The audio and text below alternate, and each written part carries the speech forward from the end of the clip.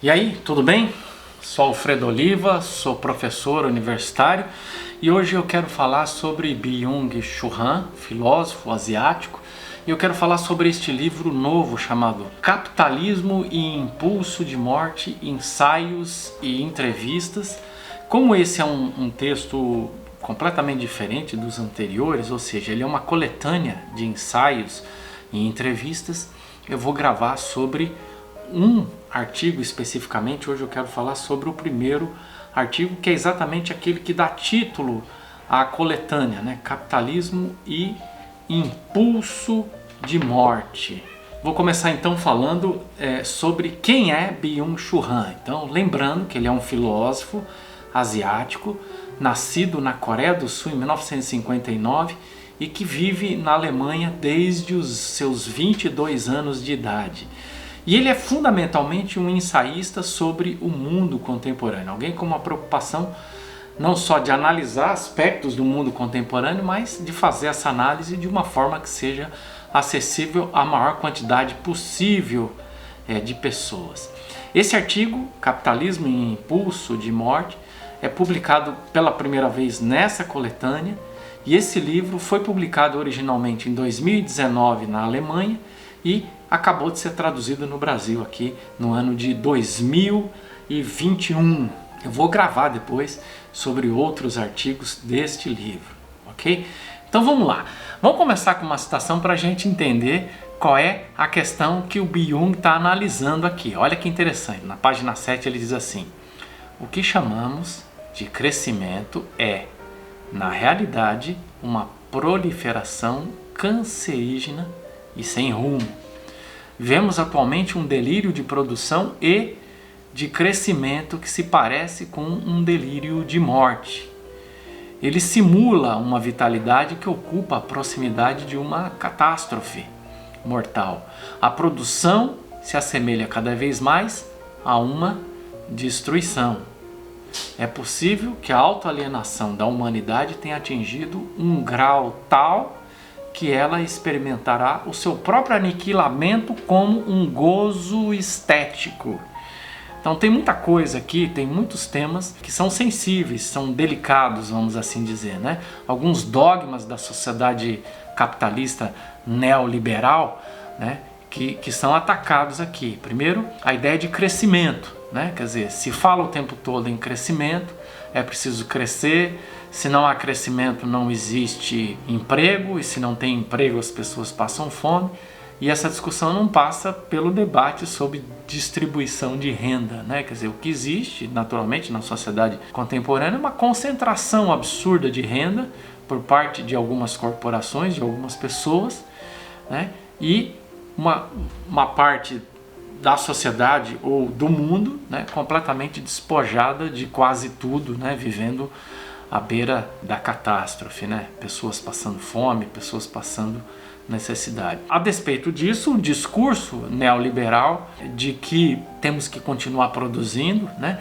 E esse discurso sobre produção, ele não passa pelo debate sobre o fato de que o nosso planeta possui recursos limitados. Os recursos do planeta Terra não são infinitos, né? Eles são limitados. Então, se a gente não desacelera essa ideia de crescimento, né? Não desacelera a ideia, não, a obsessão pelo crescimento, dificilmente a gente vai conseguir manter isso por muito tempo, né? E então ele diz, olha, isso aqui está nos conduzindo a uma aniquilação. Muito bem, e ele brinca com isso, né? Chegamos a um tal grau que nós estamos contemplando o nosso próprio aniquilamento como um gozo estético, né?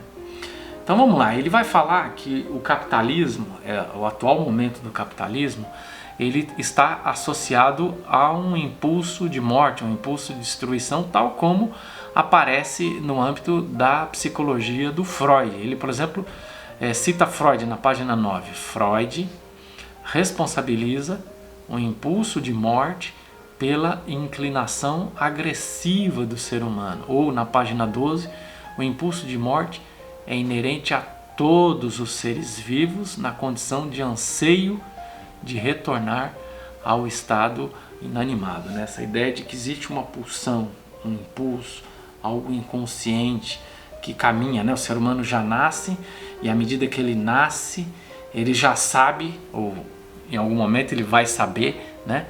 Que ele vai caminhar para a morte, né? Ou como diziam os filósofos, o ser humano é um ser para a morte, né? Ninguém tem dúvida que um dia vai morrer, né? E ele está falando um pouco desse impulso de destruição e o modo como isso está associado ao sistema capitalista, né? Que é um sistema predatório, né? Quer dizer, só se fala em produzir, só se fala em crescer, só se fala em empreendedorismo, só se fala em exploração, em autoexploração, em trabalhar, né? E nós nos esquecemos que somos feitos para desfrutar da vida e não para trabalhar, né? Mas as pessoas estão muito assujeitadas por esse discurso capitalista do trabalho, da produção, da produtividade e da autoexploração, né? Então ele vai falar, por exemplo, sobre violência, né? Capitalismo e violência. Uma lógica, na página 15, uma lógica de acumulação domina a economia da violência. Tem-se a sensação de que se está mais poderoso quanto mais violência se exerce, né? Interessante isso, né? O fenômeno que ele experimenta na Europa é um fenômeno que nós também experimentamos aqui no Brasil, né? As pessoas estão deverasmente violentas, né? Muito violentas, e ele está construindo uma explicação para isso. Ele está dizendo que a violência produz no sujeito, que é agente da violência, a sensação de poder. A violência que mata produz uma sensação de crescimento, de força, de poder, de invulnerabilidade e imortalidade. Talvez a violência tenha crescido exatamente porque as pessoas percebem que o nosso planeta está chegando, né, nos seus limites. É preciso que a gente cuide do planeta, é preciso que a gente cuide naturalmente não só do planeta, que a gente cuide da vida humana, e aparentemente as pessoas não estão muito querendo fazer isso, né? E mantém o discurso de produtividade. Talvez a violência se propaga nas redes sociais, mas também se propaga na vida cotidiana das pessoas, seja talvez para compensar essa sensação de vulnerabilidade que muitos estão sentindo nesse momento. Ele diz assim, ó, o dinheiro acumulado confere ao seu proprietário um status de predador, né? Página 17. Ele fica imunizado contra a morte, né? Quer dizer, como nós somos seres para a morte, seres que caminham necessariamente para a morte, né? Em função da nossa própria condição, né? O ser humano é um ser histórico, é um ser que sabe que um dia vai morrer.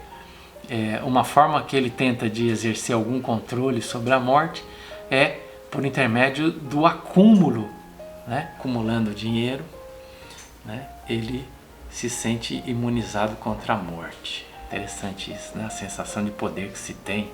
Imagino que se tenha, né? Porque eu não tenho capital acumulado, eu não posso dizer, né? Mas eu imagino que, vamos pensar nessas pessoas que têm bilhões, né? A sensação de poder que essas pessoas têm deve ser uma sensação muito grande. E ele diz na página 18, o capital crescente significa poder crescente. Ter mais capital significa morrer menos. O capital é acumulado para escapar da morte, né? Ou se vocês quiserem, na página 20 ele diz assim, ó, nas sociedades capitalistas, os mortos e os moribundos são cada vez mais visíveis. A morte, contudo, não pode desaparecer tão facilmente. Se porventura não existir mais a fábrica, o trabalho está em toda parte. Essa é uma discussão que aparece em outros textos dele, né? Ele está dizendo, bom, o sujeito entrava numa fábrica, batia cartão, né? Que era uma forma de controle de horário de entrada, trabalhava o dia todo, saía, batia o cartão, né? Que era o controle do horário que ele tinha saído, e assim ele estava sendo vigiado externamente. Está dizendo, ó, no mundo contemporâneo isso não existe mais. A pandemia, por exemplo, as pessoas muitas, né, deixaram de se dirigir para o seu local de trabalho e passaram a trabalhar em casa. Bom, se a sua própria casa é o seu local de trabalho, isso tem uma dimensão positiva, né? Facilita, você não tem que gastar para se deslocar, você não tem que gastar dinheiro e não tem que gastar tempo para se deslocar, mas tem uma dimensão negativa, que é o risco de você trabalhar o tempo todo, né? Quer dizer, se você não bate cartão para entrar, não bate cartão para sair, se você não se desloca para um local específico, você não vai a um local específico para trabalhar, você pode trabalhar o tempo todo e isso é extremamente perigoso, né? É nesse sentido que ele está dizendo, ó, se porventura não existir mais a fábrica, o trabalho está em toda parte. Você não precisa ir até o local de trabalho, eu posso trabalhar em qualquer lugar. E se eu posso trabalhar em qualquer lugar e em qualquer horário, é possível que algumas pessoas convencidas de que ganhar dinheiro depende exclusivamente delas, podem ser que elas se matem de tanto trabalhar. Né? E ele diz, se o sanatório mental desaparece, é porque a loucura se tornou normalidade. Com a morte se passa o mesmo. Se os mortos não são mais vistos, a vida está coberta pela rigidez cadavérica. Né? A gente tem uma preocupação em ocultar, em esconder a morte. Bom, para terminar, será que ele aponta alguma alternativa, algum caminho? Né? O que me parece nesse ensaio, que é a única pista que ele dá, é quando ele fala de amabilidade. Né? Ele diz, vivacidade é amabilidade. Né? Vida pulsando é amabilidade. Amável é a vida que é capaz de morrer. Acho que aqui ele traz uma perspectiva que é talvez mais comum nas sociedades orientais. Né? Primeiro a gente tem que encarar a morte como um fenômeno natural, né? Um fenômeno que faz parte da própria vida. Ao invés de temer, ao invés de fugir da morte, a gente deve encarar o fato de que nós morreremos um dia. E isso significa que enquanto nós estamos vivos, devemos viver da melhor maneira possível. Né? Quer dizer, o problema em tese não é morrer sem nunca ter vivido, e me parece que isso está acontecendo com muitas pessoas. Né? Elas estão sobrevivendo, significa que elas têm uma sobrevida, né?